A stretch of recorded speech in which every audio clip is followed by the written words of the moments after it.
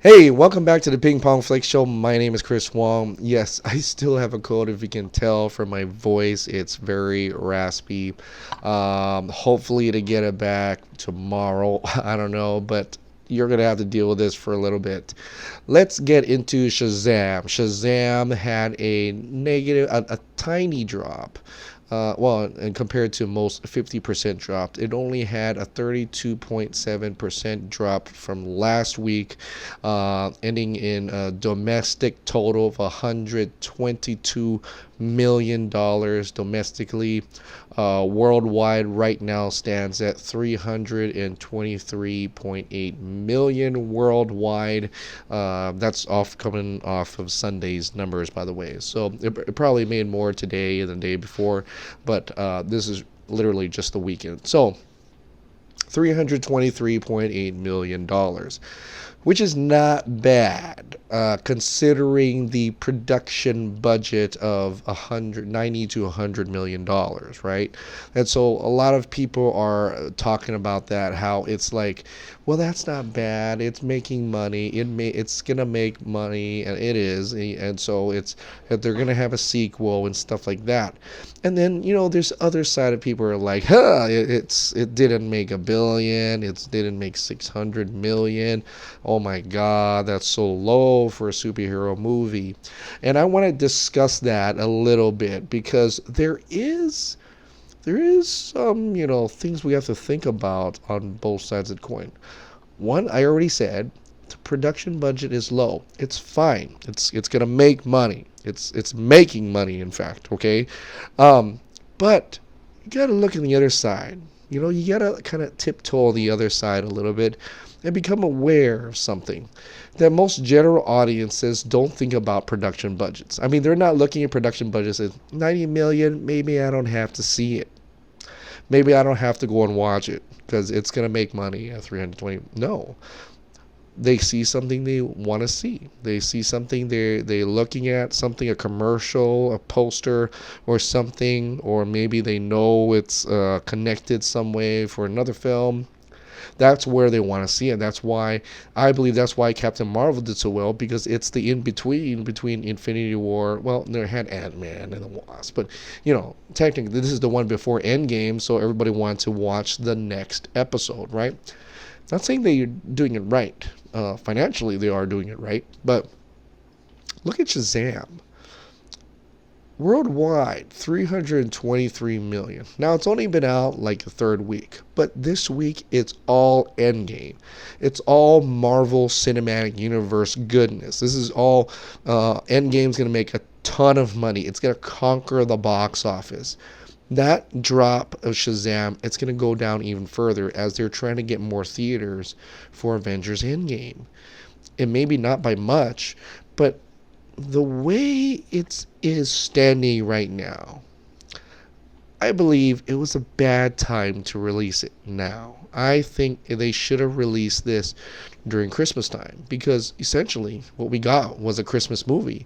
It had Christmas trees, it had Christmas decorations, it had Santa Claus, for Christ's sakes. Well, fake Santa Claus. But it had all that. It had the Christmas spirit in it.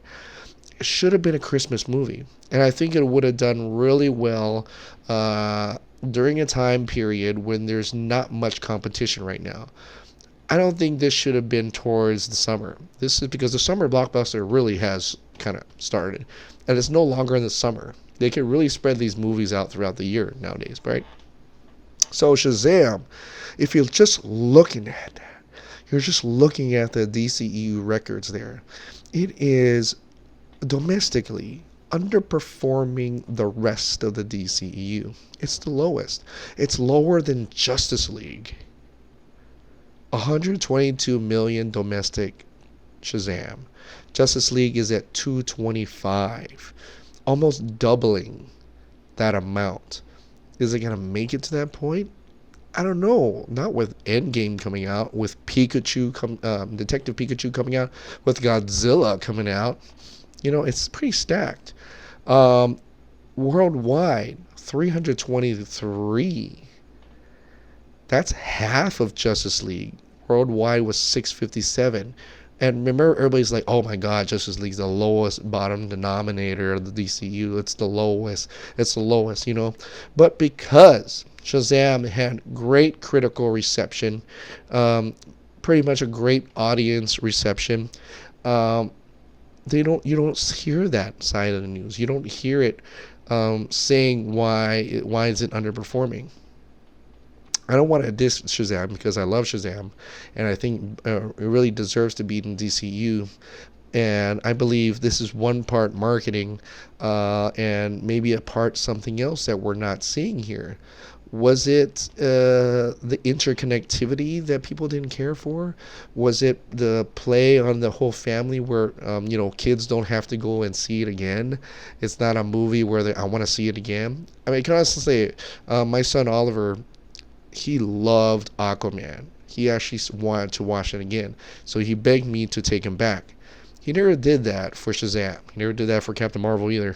But for Aquaman, he's like, I want to go watch Aquaman again. So I did. It took him to watch Aquaman. So there's something about Aquaman where you see it's 1.1 billion that people went back for that movie. People just went, I want to go back and watch that movie. Batman v Superman, Dawn of Justice, 873 million. So people went back and watched that movie. They went back. Wonder Woman, 821. They went back and watched that movie. Suicide Squad, Man of Steel, even Justice League. They went back. If the amount of people that went to Shazam went back and watched it again, then we would have got Justice League numbers. But we're not seeing that. And it's interesting and frustrating at the same time. One, because I love Shazam, and it's gonna make look, it's gonna have a sequel. We're gonna have a sequel regardless. They already said there was gonna be. The Shazam actress signed a 5-part deal. Well, about multiple deal contracts. We've heard about that, and it never comes to fruition.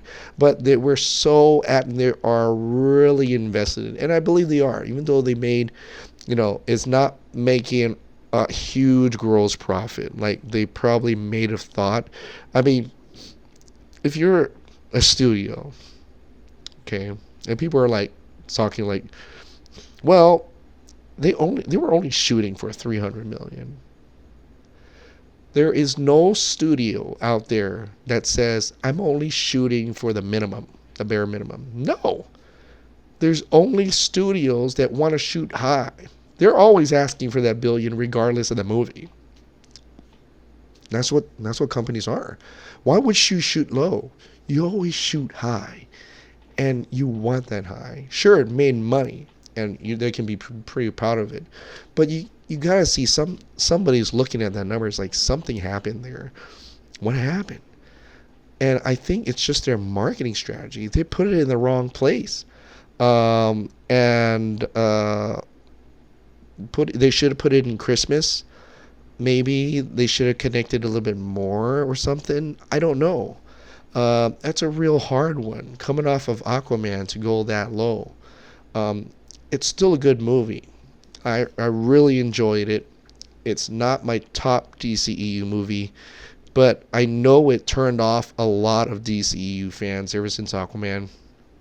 And maybe there's something to that we're not seeing. Maybe it is true that a lot of DCEU fans were very invested in the BVS's, the Wonder Woman's, the Man of Steel, and they knew right away when Justice League came out that something was wrong. But then we got on the bandwagon along with a ton of other people because we had faith in James Wan, and we want James Wan's Aquaman. Maybe that's what happened there. But hey, we won't know. Maybe Birds of Prey will be $1 billion. Maybe Joker will be $1 billion. So, I could be all wrong. But there's something to be open-minded about this. Now, I may sound like being negative. I'm not. Shazam made money. It's fantastic. I love it. It's a very enjoyable movie. Everyone should go and watch it. But it just perks my curiosity. While nobody went back to watch that movie, and why the Asian communities, Japan, China, are not liking it that much. So There's something to be said about that. So anyway, speaking of DCEU, we did have a pretty major Twitter, some Instagram, some Facebook video, but mostly Twitter video campaign this past Monday, Easter Monday, and I thought it was very successful. And it's still, people are still uploading. I know they're late, but it's okay. It's there's never too late to make a difference, and I am damn proud. I am damn proud to be part of this community. I'm damn proud to be part of this movement. I want to thank Barry Monateke, very heartfully thank him for putting this idea out. He was the very first person to put out his face and voice to show what he wants to do, a campaign he wants to do. And then we bought into that real quick. And we looked at that and said, yep, let's do that. Let's definitely do that. RT Snyder Cut championed it. Vinaldo, Dark Vinaldo had helped as well. Leonidas, I know you said your name. I want to say it's Michael. I'm not sure. I know your video came out, but I know you were championing as well. So I'm glad that everybody took part of it, and I'm very happy. I'm very proud of you guys.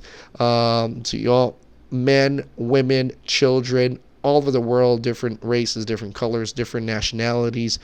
It just shows the world that we have a face, that justice has a face and has a voice. And we're out here asking Warner Brothers to release the Snyder Cut. And it's so cool. It's such a heartwarming to see all you people. And you're not shy about it. You thank you so much for bringing the courage to show who you are, show your face. You're all beautiful. You're incredible people, and it just made me jump for joy. Really, it just really warmed my heart that we all came together in a way to face the odds. And I've been counting. I've been trying to retweet every single video wherever I can find it. I think the count was like over 350, possibly getting to the 400s, because I know I missed a lot. But hopefully I'll be able to retweet all that. RT Snyder Cut is compiling most of the videos he could, excuse me, to put together in a compilation, if you will. I think he has two versions.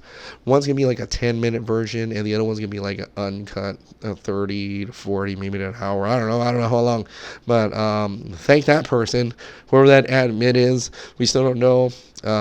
It is making wonders, doing some magic behind the scenes, and we really appreciate them for putting on that. But we appreciate everybody coming out, showing our faces.